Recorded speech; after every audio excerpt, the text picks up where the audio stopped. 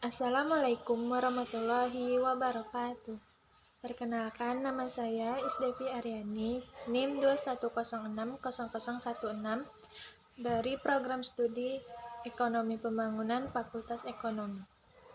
Baiklah, pada mata kuliah statistika lanjutan, saya akan menjelaskan materi tentang metode distribusi sampling dengan dosen pengampu Dr. Alpon Satrianto, SEME.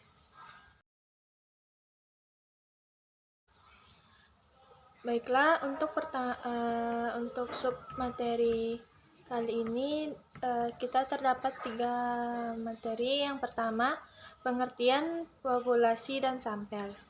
Yang kedua, metode penarikan sampel. Dan yang ketiga, kesalahan penarikan sampel.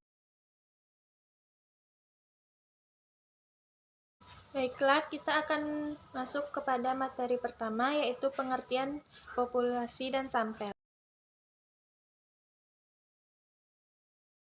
Populasi di sini dapat kita artikan sebagai kumpulan dari semua kemungkinan orang-orang, benda-benda, dan ukuran lain yang menjadi suatu objek perhatian. Populasi terbagi menjadi 2, yaitu populasi terbatas atau finite. Yang kedua, populasi tidak terbatas atau infinite. Populasi terbatas di sini yang dimaksudkan populasi yang terbatas berukuran R. Dengan contoh, jumlah semua bank ada 120 perusahaan, reksadana sebanyak 82 perusahaan.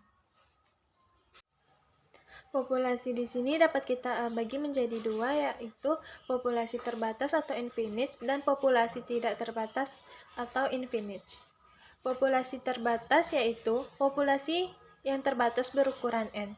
Dapat kita berikan contoh, yaitu jumlah semua bank ada 120 bank, perusahaan reksadana sebanyak 82 perusahaan.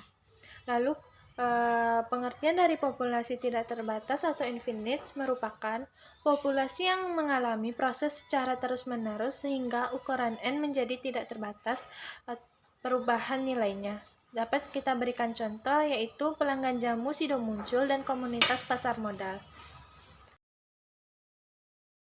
Kemudian penjelasan selanjutnya itu tentang sampel. Sampel merupakan suatu bagian dan populasi tertentu menjadi perhatian. Sampel sendiri dapat kita bagi menjadi 2 sampel, yaitu sampel probabilitas dan sampel non-probabilitas. Sampel probabilitas di sini dapat kita artikan suatu sampel yang dipilih sedemikian rupa dari populasi sehingga masing-masing anggota populasi memiliki probabilitas atau peluang yang sama untuk dijadikan sampel. Lalu, sampel non-probabilitas yaitu suatu sampel yang dipilih sedemikian rupa dari populasi sehingga setiap anggota tidak memiliki probabilitas atau peluang yang sama untuk dijadikan sampel.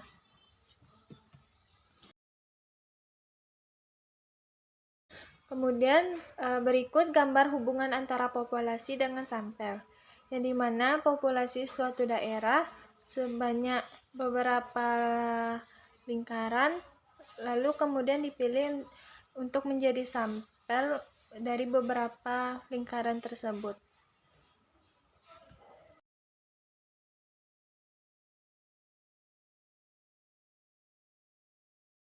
Kemudian penggunaan sampel untuk menarik kesimpulan dari populasi menjadi semakin penting, karena seringkali penggunaan dari populasi dipandang kurang layak dengan mempertimbangkan beberapa hal. Yang pertama, yaitu mendata dan menghubungi seluruh populasi seringkali menghabiskan waktu. Kedua, biaya mempelajari seluruh unsur dalam populasi sangatlah mahal. Lalu yang ketiga, tidak mungkin menguji secara fisik seluruh unsur populasi. Akan sangat sulit menguji secara keseluruhan populasi yang sifatnya tidak terbatas.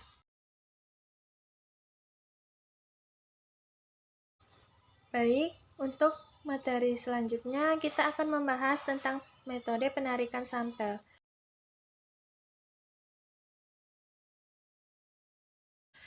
Metode penarikan sampel di sini dapat kita bagi menjadi 2, yaitu sampel probabilitas atau probability sampling dan sampel non-probabilitas atau non-probability sampling. Sampel probabilitas di sini dapat kita bagi menjadi 3, yaitu yang pertama penarikan sampel acak sederhana atau simple random sampling. Yang kedua yaitu penarikan sampel acak terstruktur atau stratified random sampling. Yang ketiga yaitu penarikan sampel cluster atau cluster sampling. Dan sampel non-probabilitas di sini juga terbagi akan 3 bagian, yaitu penarikan sampel sistematis atau systematic sampling. Yang kedua, penarikan sampel kuota atau kuota sampling. Yang ketiga, yaitu penarikan sampel purposive atau purposive sampling. Baiklah, di sini saya akan menjelaskan tentang bagian-bagian dari sampel probabilitas. Yang dimana yang pertama, penarikan sampel acak sederhana dapat kita artikan sebagai penarikan sampel acak sederhana adalah pengambilan sampel dari populasi secara acak tanpa memperhatikan strata yang ada dalam populasi, dan setiap anggota populasi memiliki kesempatan yang sama untuk dijadikan sampel. Lalu yang kedua yaitu penarikan sampel acak terstruktur. Penarikan sampel acak terstruktur dilakukan dengan membagi anggota populasi dalam beberapa subkelompok yang disebut dengan strata. Lalu, suatu sampel dipilih dari masing-masing stratum. Proses stratifikasi dapat digambarkan seperti gambar yang tertera pada gambar di samping. Lalu yang ketiga, penarikan sampel cluster. Penarikan cluster adalah teknik memilih sampel dari kelompok unit-unit yang kecil dari sebuah populasi yang relatif besar dan tersebar luas. Lalu, kemudian saya akan menjelaskan tentang pengertian dari bagian sampel non-probabilitas. Yang pertama, terdapat dari penarikan sampel secara sistematis.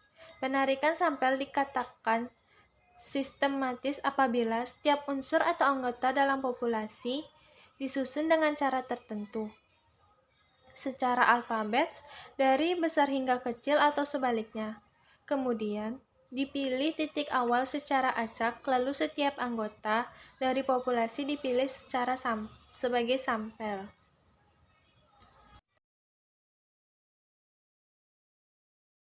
Lalu selanjutnya yaitu penarikan sampel kuota.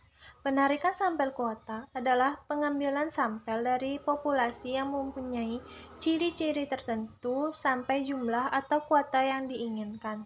Tujuan penarikan sampel kuota adalah untuk memperbaiki keterwakilan seluruh komponen dalam populasi. Lalu yang keenam atau yang ketiga dari bagian sampel non-probabilitas ini yaitu penarikan sampel purposive, merupakan penarikan sampel dengan pertimbangan tertentu. Pertimbangan tersebut didasarkan pada kepentingan atau tujuan penelitian.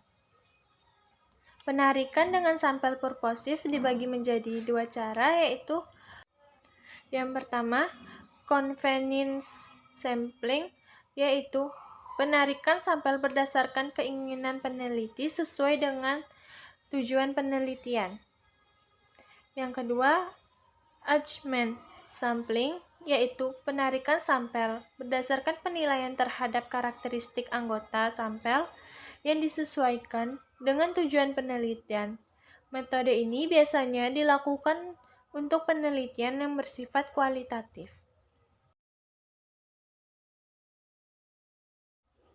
Baiklah, di sini saya akan menjelaskan materi terakhir, yaitu dari kesalahan penarikan sampel.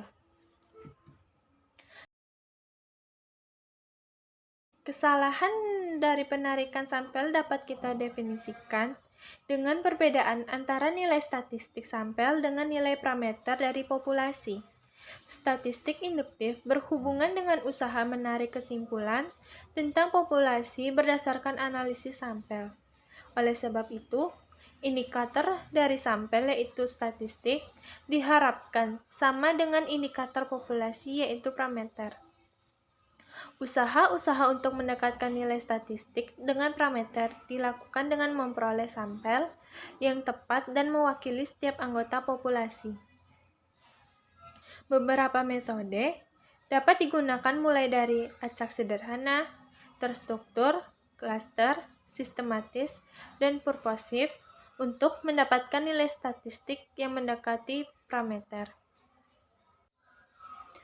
Namun demikian, karena jumlah sampel hanyalah sebagian dari populasi, tidak dapat dihindari bahwa baik nilai rata-rata hitung maupun standar deviasi sampel tidak akan sama persis dengan nilai rata-rata hitung dan standar deviasi dari populasi.